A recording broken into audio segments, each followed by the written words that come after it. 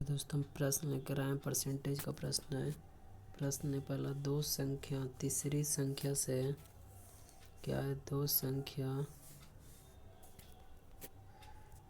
क्रमशः 20% और 50% बड़ी है तो पहली दूसरी का कितना प्रतिशत है।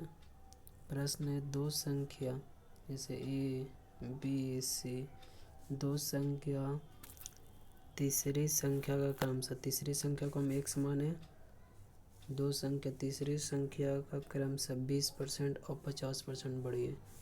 तीसरी संख्या 100 माने तो पहली संख्या कितना होगा 120 हो जाएगा, दूसरी संख्या कितना होगा 50% यानी देखिए 150। तो पहली दूसरे का कितना परसेंट है, पहला है किसका, दूसरे का मतलब नीचे, दूसरे का कितना प्रतिशत है। तो इसको सॉल्व कीजिएगा, 0 0 5 दिया 15, 5 दूनी 10, 3 4 12 यानी 80%। कितना है 80%। हम क्या किए इसमें कि जो दो संख्या तीसरी संख्या से क्रम से कितना है 20% और 50% अधिक है तो सी वाला को कितना माने 100 मान लिए। तो देखिए ये हो जाएगा कितना 20% अधिक है यानी 120, बी कितना होगा 50% अधिक यानी 150%। तो पहला दूसरे का कितना परसेंट है, पहला दूसरे का कितना परसेंट है, पहला का मतलब नीचे इंटू 100 बराबर 80% आंसर। अगला है दो संख्याएं तीसरी संख्या से क्रमशः 30% एवं 40% छोटी है तो दूसरी संख्या पहली संख्या का कितना परसेंट। देखिए दूसरी संख्या का पहली संख्या तो पहली वाला नीचे जाएगा।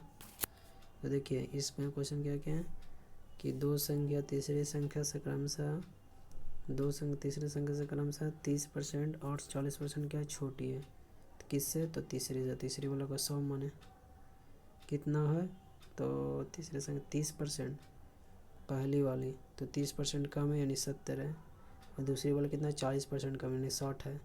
तो बोल रहा है दूसरी संख्या कौन है 60, पहली संख्या कितना प्रतिशत है तो पहली संख्या का तो 70 इंटू 100 तो कितना आया 85, 85.5/7 ये आंसर है। अगला देखिए प्रश्न